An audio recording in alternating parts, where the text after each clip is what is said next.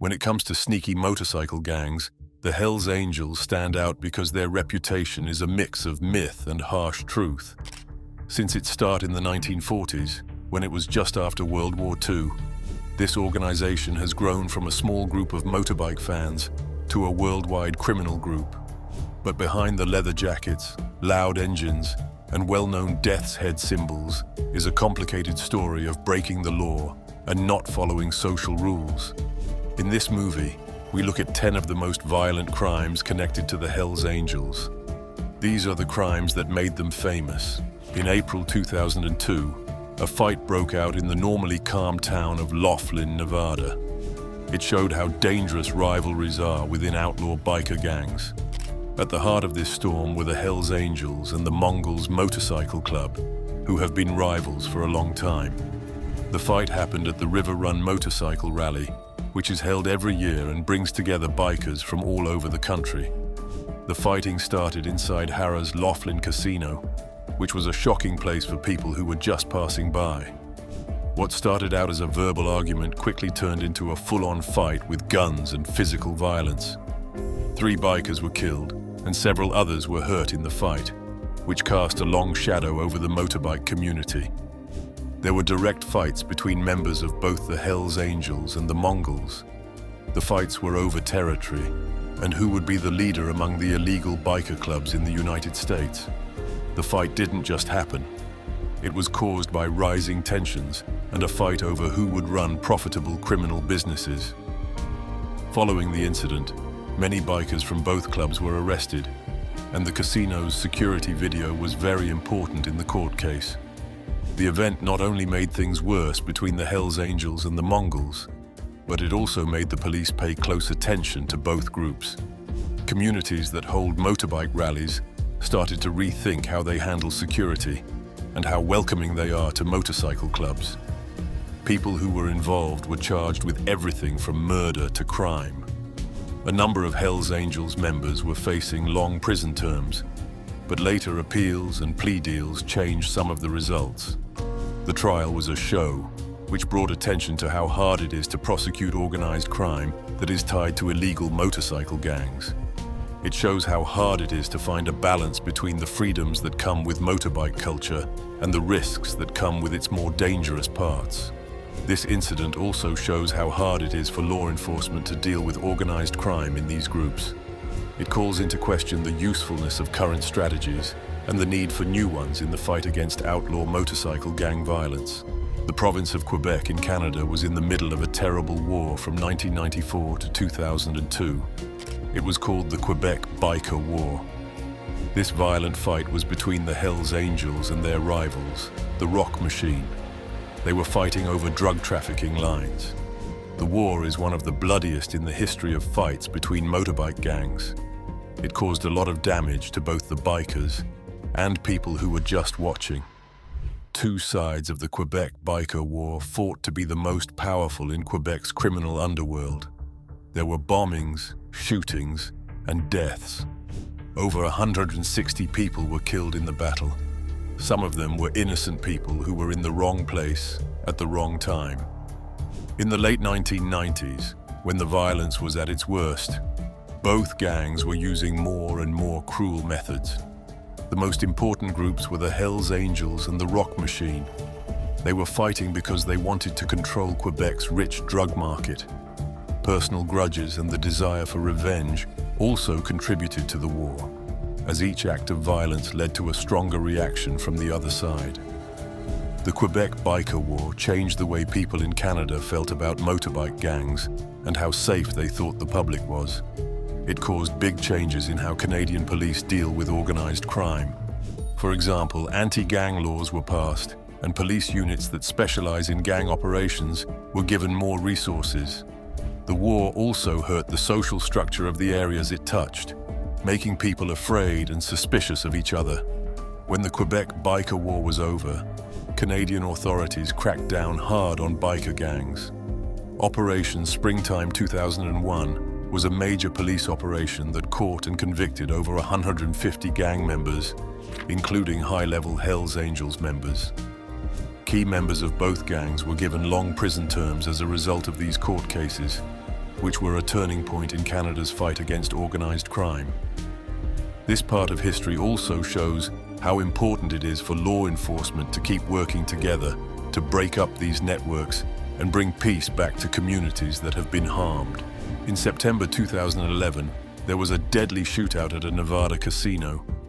It was a scary reminder of how unstable outlaw biker gangs can be. The Hells Angels and the Vagos Biker Club got into a fight, which made things worse between the two groups and shed light on the ongoing fight for territory and power across the United States. The fight happened at the Street Vibrations motorcycle gathering in Sparks, Nevada. Biker fans come from all over the country to attend this event. The fight started in the casino as a fight, but quickly turned into gunfire, which killed a Hells Angels chapter head and hurt several others. With so many people watching, the casino floor turned into a crazy, violent mess. Members of both the Hells Angels and the Vagos were directly involved. The fighting was caused by a long-running feud and disagreements over who should be in charge of illegal activities, like selling drugs and weapons. There is still disagreement about what started the shooting, but most people agree that it started as a territorial fight that got out of hand. The Nevada casino shootout had a big effect on the community. More security was put in place at biker events, and people became more aware of the risk of violence between gangs. The situation also made police pay more attention to motorcycle gangs, which is part of a larger plan to keep an eye on them and step in to stop more violence. Afterward, several gang members were caught and charged with a range of crimes, such as murder, attack, and weapons offenses. The court case showed a complicated web of rivalries and ties between motorcycle gangs, and those found guilty were given harsh sentences. The trial also showed how hard it is to prosecute organized crime, because biker gangs are very close, and members often don't talk about their crimes. In March 2001, at Copenhagen Airport in Denmark, one of the most shocking things that happened with the Hells Angels outside of the United States happened. This violent fight between the Bandidos and the Hells Angels, another well-known biker gang, showed how these groups and their rivalries can be felt all over the world. They got into a fight at Copenhagen Airport, but it was part of a bigger fight called the Great Nordic Biker War, which happened all through the 1990s. Airports are usually places where people meet and say goodbye, but they turned into a place where people got violent. The fighting started out of the blue, and both gangs used guns. Members of both gangs were seriously hurt. The people who took part were from the Hells Angels and the Bandidos, two gangs that have a history of fighting each other violently. At the time of the fight, there were ongoing disagreements over land and control of illegal businesses, especially the lucrative drug trade in Scandinavia. The event at Copenhagen Airport was a stark example of these underlying issues. The fight changed how people in Scandinavia thought about motorcycle gangs and led to calls for stricter rules and more police action against these groups. It also showed how hard it is to police foreign criminal groups that work across borders without being caught. After the fight at the airport, the Danish government launched a large police raid that went after both gangs. A number of gang members were caught and charged with violence-related crimes. After that, the trial showed how serious the Danish judicial system was about fighting organized crime, and they set a standard for future actions against motorcycle gangs. The Hells Angels were blamed for the lynching of a rival gang member in Montreal, which was one of the worst events in Canadian motorbike gang history. This event was not only a turning point in the ongoing war between motorcycle gangs in Canada, but it also showed how brutally people in the criminal underground try to stay in charge. The event happened in the late 1990s, when the Hells Angels and other biker gangs in Quebec were fighting over territory and were very competitive with each other. The victim, a member of a rival gang, was taken hostage and beaten badly to show strength and fear. This violent act wasn't an isolated one. It was part of a larger pattern of revenge and power struggles among criminal bikers. Members of the Hells Angels gang were directly involved because they wanted to show they were better than other gangs and keep control of illegal businesses, especially drug dealing. People were warned by the lynching that going against the Hells Angels' power would lead to bad things. This event had a huge impact, making people very angry and bringing more attention from the police to the actions of motorcycle gangs. It made clear how violent these gangs were willing to get in order to keep criminal operations under control. A lot of people also talked about how better ways are needed to fight organized crime and keep communities safe from violent acts like this. As a result of the lynching, Canadian officials stepped up their efforts to crack down on motorcycle gangs. Key Hells Angels members were arrested and are now being charged. The legal processes showed how the gang worked and how it was involved in many illegal activities. The people who were involved got sentences that showed how seriously the court system took violent acts like these. The lynching in Montreal is a stark reminder of how violent gang competition can be, and how far these groups will go to show who is in charge. It shows how important it is for police to be alert and strong in their efforts to break up criminal networks and keep people safe from the dangers of organized crime. A shocking act of violence happened on Nevada's freeways, showing how dangerous the rivalries between biker gangs in the US can be. Members of the Hells Angels and the Vagos Motorcycle Club got into a fight on the highway, which quickly turned into a high-speed shootout. This shows how unstable gang relationships can be and how dangerous they are to public safety. Summary of the event. It happened in the middle of the 2010s, when tensions between the Hells Angels and the Vagos were high. Both gangs are known for doing a lot of illegal things, and they fought on a busy Nevada road.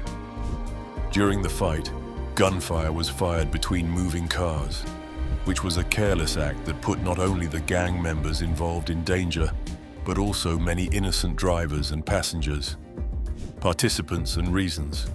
The people who took part were members of the Hells Angels and the Vagos. There was a conflict because the two groups were fighting over territory, respect, and control of crime businesses. These gangs are ready to take huge risks to show who is in charge, even though these kinds of freeway encounters don't happen very often. Results and effects. The shooting on the freeway had direct effects on Nevadans and the police who worked in the area. A lot of police action was taken, like highway patrols and investigations, to make sure the public wasn't put in any more risk.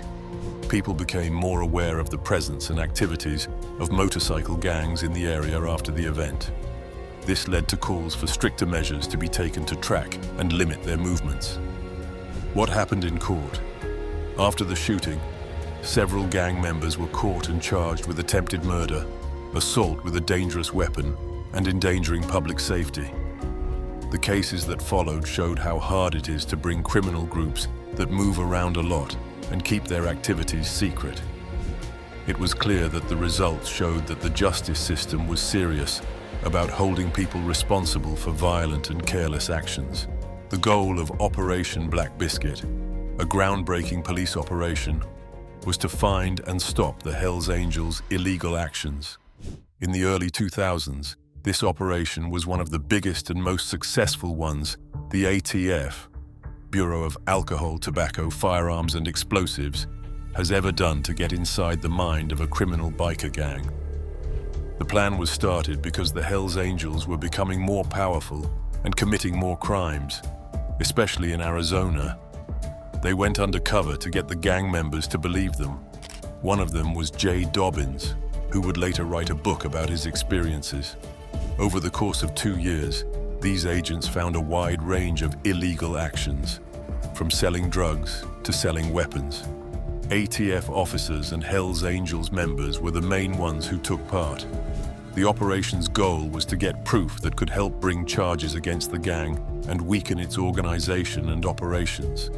To the Hells Angels, their actions were motivated by making money and keeping their power in the criminal underground. The important thing about Operation Black Biscuit was that it showed how free and varied the Hells Angels' crime activities were.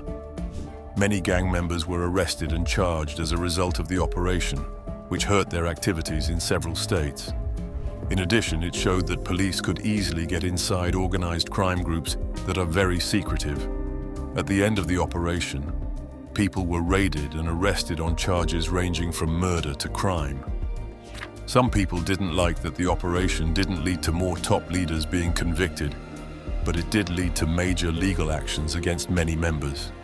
The proof gathered during the operation helped police plan future operations and gave detectives important information about what the gang was doing. The story of Operation Black Biscuit shows how hard and dangerous it can be for police to work undercover, especially in highly organized crime groups like the Hells Angels. Several organized crime groups, including the Hells Angels, fought in the Vancouver gang war.